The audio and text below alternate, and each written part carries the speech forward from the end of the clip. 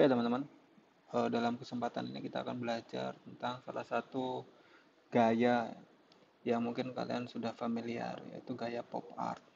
Di sini kenapa kita akan belajar kenapa gaya ini itu latar belakangnya muncul dan juga apakah dia mempunyai eh, ideologi tertentu atau tujuan tertentu dalam pembentukannya akan kita pelajari dalam kesempatan kali ini.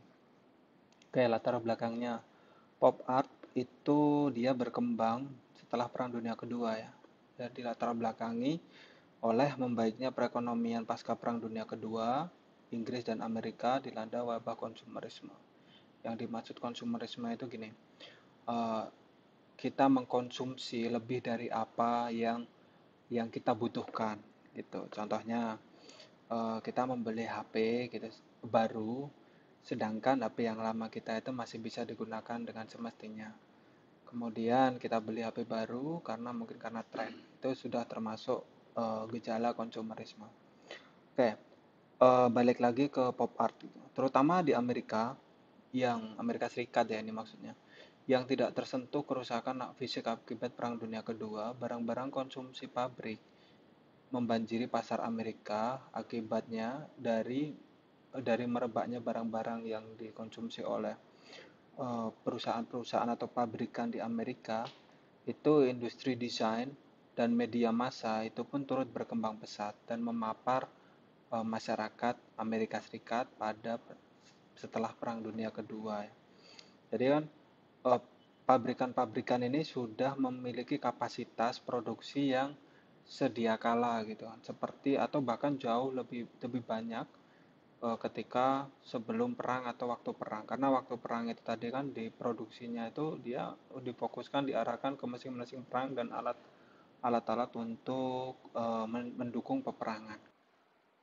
Tentunya dengan adanya barang-barang yang masif diproduksi oleh pabrikan, dibutuhkan pula industri penyokongnya, yaitu untuk apa? Untuk industri barang-barang tersebut di mudah disampaikan atau merayu agar konsumen-konsumen itu mau membeli barang-barang itu sebanyak-banyaknya agar diserap oleh pasar. Caranya gimana? Caranya dengan melalui promosi. Di sini industri pendukung yang dimaksud adalah industri desain dan media massa. Promosi-promosi dilakukan secara masif menggunakan jasa industri desain dan juga media massa. Oke, kemudian popularitas kaum selebriti itu menjadi dampak dari kondisi seperti ini ya. Jadi yang awalnya itu ketika Perang Dunia Kedua itu orang-orang yang dianggap berpengaruh itu adalah orang-orang yang mampu mengarahkan jalannya perang gitu. Maksudnya di sini adalah membuat perang itu semakin mudah dimenangkan, yaitu orang-orang yang dihormati gitu, dihormati oleh masyarakat. Dalam hal ini adalah siapa yang mampu tersebut? Ya itu tadi politisi gitu, karena politisi yang menjalankan arah dari gerak suatu negara itu tadi. Tapi setelah Perang Dunia Kedua, dengan adanya industri desain dan juga media massa dan industri hiburan lain yang sudah mulai normal bahkan lebih lebih baik gitu.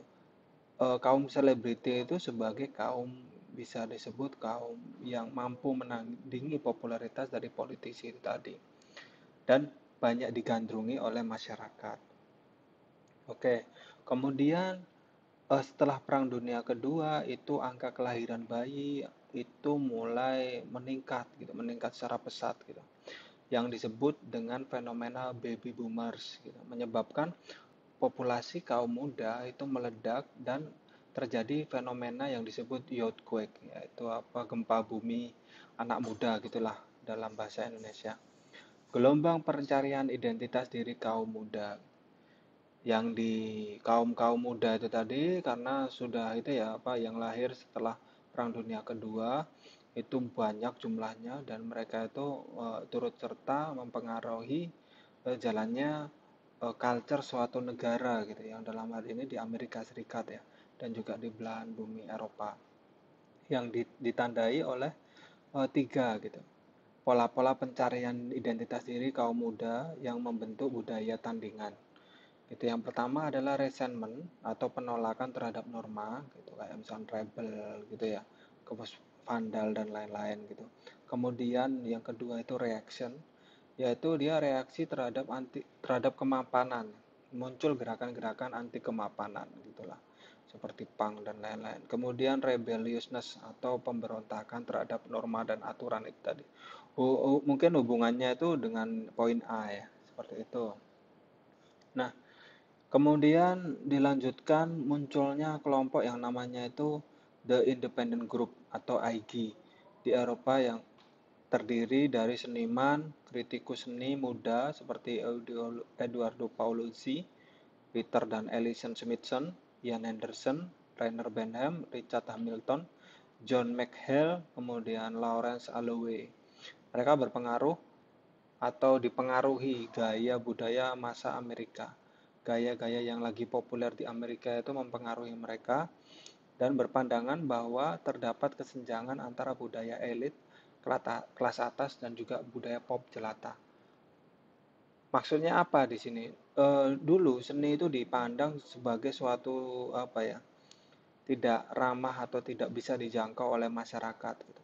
Ketika pengen melihat seni yang diakui oleh oleh secara umumnya oleh suatu komunitas atau masyarakat atau culture yang dominan itu adalah seni yang hanya seperti lukisan-lukisannya Van Gogh, kemudian Jackson Pollock itu yang dia aliran modernis ya, itu hanya bisa dinikmati ketika Anda mengunjungi sebuah galeri-galeri seni. Dan yang masuk galeri itu nggak bisa orang sembarangan, rakyat jelata itu tadi. Nah, yang masuk ke galeri-galeri itu tentunya orang menengah atas gitu, yang bisa gitu, menjangkau galeri-galeri itu tadi. The Independent Group atau IG itu tadi, itu melihat fenomena itu tadi ya, bahwa kok ada kesenjangan ya atau jarak antara budaya elit kelas atas dengan budaya pop jelata. Maksudnya budaya pop jelata itu budaya yang di sekitar masyarakat jelata gitu. Mereka berkeinginan untuk menjembatani keduanya. Maksudnya gimana Pak yang disebut eh, budaya pop? Budaya pop itu ya budaya yang remeh-temeh gitu, budaya yang menurut beberapa kalangan orang gitu. Misalkan seni jalanan dan lain-lain itu nggak dianggap seni jalanan waktu zaman dahulu ya, di zamannya ini. Eh, saya lanjutkan dulu, sebagai sebuah gerakan seni atau movement untuk melawan gaya abstrak ekspresionisme sebagai seni tinggi di masa tersebut. Jadi dia itu tidak ingin ya, semangatnya The Independent Group ini tadi itu atau gerakan ini tadi itu tadi, dia mempunyai tujuan. Ketika dia mempunyai tujuan, maka itu disebut movement atau gerakan seni. Yang di sini tujuannya adalah untuk seni itu tidak hanya bisa dinikmati oleh kalangan menengah atas, gitu, tapi juga kalangan kalangan semua kalangan gitu harus harus bisa menikmatinya.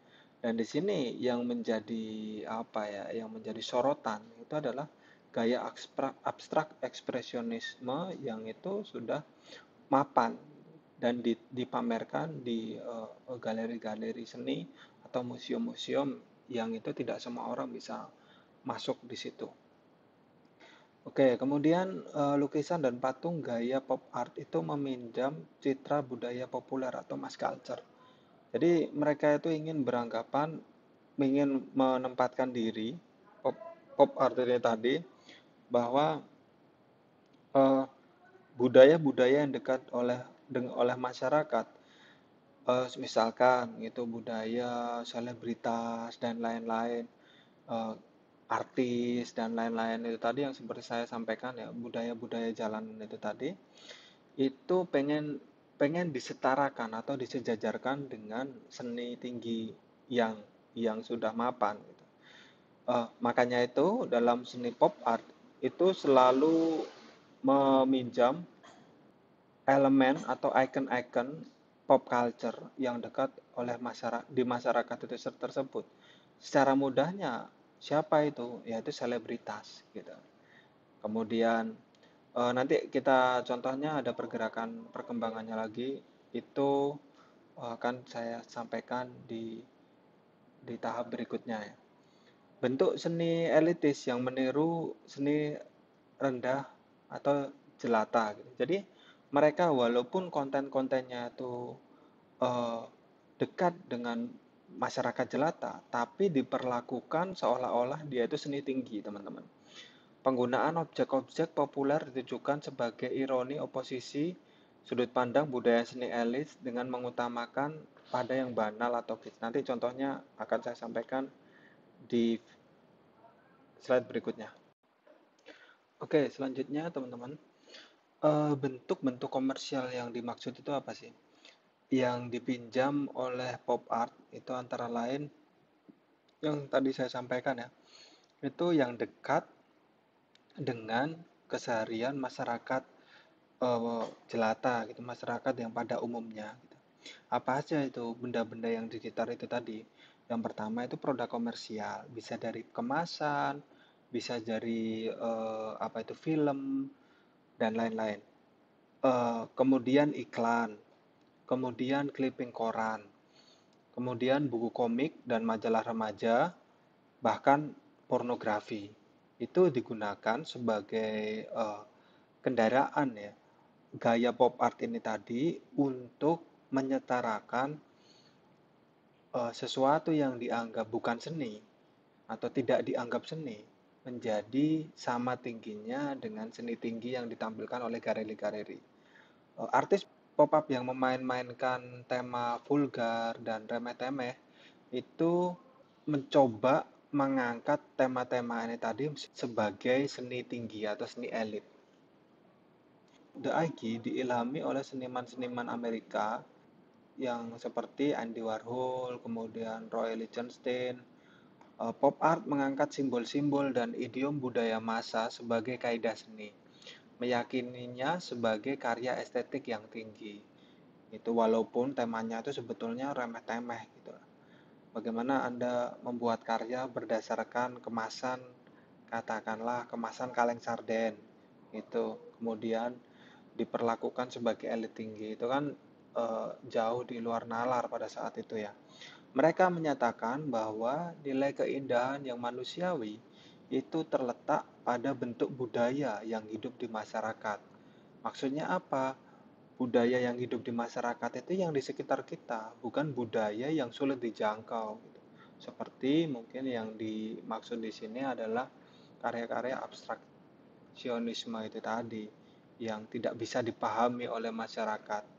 Kesan rendah, dangkal, kampungan, main-main diserap dan dimanifestasikan dalam bentuk karya-karya yang lebih serius. Karya-karya yang dibuat di kanvas, karya-karya nantinya itu juga ditampilkan di galeri-galeri seni. Seperti itu. Ciri-ciri pop art.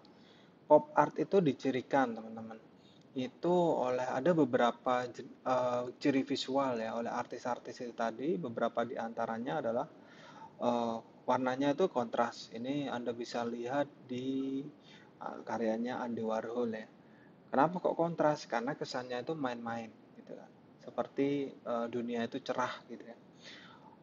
Objek model dari kalangan tokoh atau selebritas keseharian, tokoh iklan, kemudian tokoh film yang itu mudah atau dekat dengan masyarakat Amerika pada saat itu, masyarakat rakyat jelatanya ya. Kemudian yang paling penting itu adalah dia bisa digandakan. Biasanya ada beberapa tokoh itu dia membuat karya itu seri gitu, teman-teman ya. Walaupun gambarnya itu hampir sama, tapi dia ada seri. Satu dia buat katakanlah 20 kopi gitu. Jadi bisa digandakan dengan kualitas yang sama. Itu biasanya menggunakan teknologi cetak saring. Itu menggunakan metode cetak ini aja yang saya barusan omongkan, cetak saring atau cetak sablon menggunakan objek budaya populer gitu. Nanti contohnya seperti ini. Nah, ini teman-teman ya. Ini karya Richard Hamilton, dia seperti clipping koran gitu, seperti kolase ya kalau zaman dahulu itu. Kemudian yang sebelah kiri ini adalah karya Eduardo Paolozzi yang dia mengangkat tema-tema produk-produk kemasan atau produk-produk yang di sekitar masyarakat anak muda saat itu ya. Ini ada Coca-Cola dan lain-lain, ada apa lagi nih? Macam-macam ya. Kemudian ada mungkin eh, kutipan dari majalah remaja, Intimate Confession, gitulah. Kemudian ini karyanya Andy Warhol. Itu ini dia membuat karya berdasarkan artis kenamaan pada saat itu ya. Di Amerika Serikat yaitu Marilyn Monroe, yang dia buat seperti ini dengan metode stensil dan cetak saring. Kemudian dia juga membuat, kalau di Indonesia ini bisa dikatakan kaleng sarden ya. Itu dia membuat lukisan, yang lukisan itu menggambarkan Campbell, sup Campbell gitu kan, cheddar cheese soup gitu. Kalau misalnya diumpamakan di kita itu ya kaleng sarden gitu. Beberapa seri dia buat. Itu kemudian ini Coca-Cola digambar ulang, kemudian ini anjing miliknya Andy Warhol, kemudian ini ada Elvis Presley gitu. Kemudian dia menggambarkan tekniknya itu eh, yaitu cetak saring itu ya, dan stensil itu The Velvet Underground and Nico, ini mungkin grup band ya waktu itu. Saking berhasilnya gerakan ini teman-teman, itu sampai diakui dan juga sampai diizinkan untuk digambar di mobil mewah pada saat itu ya, yang BMW ini, dengan menggunakan gayanya Andy Warhol itu. Kemudian ada lagi yang unik ya, ini karyanya Roy Lichtenstein. Dia mengangkat komik itu untuk dijadikan kendaraan dia, atau di eh, dibuat bahan untuk dia diperlakukan sebagai seni tinggi. Jadi ini digambar di kanvas gitu, tapi gayanya komik. Pada saat itu teman-teman, komik itu bukan dianggap sebuah seni seni elit gitu. Komik itu sesuatu yang remeh-temeh untuk anak kecil, banal, cetek dan lain-lain gitu ya. Ini dibuat di apa itu di kanvas ya, kemudian dipamerkan di galeri-galeri seni seperti ini, Roy Lichtenstein. Oke, ini sama seperti Andy Warhol tadi ya, diizinkan gayanya itu digambar di mobil BMW kayak gitu. Kemudian kalau Anda tahu ya, di Indonesia bagaimana Pak? Di Indonesia itu ada gaya yang populer gitu, yang dia eh, apa itu menurut saya khas gaya populer culture, gaya pop art Indonesia, yaitu WPAP ya, atau Weda Pop Art Portrait gitu. Kayak gini. Ini memiliki semangat yang sama gitu. Walaupun agak beda sih gitu ya. Karya-karyanya Weda WPAP memiliki ciri visual yang hampir sama dengan pop art. Kayak gini dia menggambar tokoh-tokoh dan selebritas. Oke, sampai di sini pertemuan kali ini. Sampai jumpa di pertemuan selanjutnya.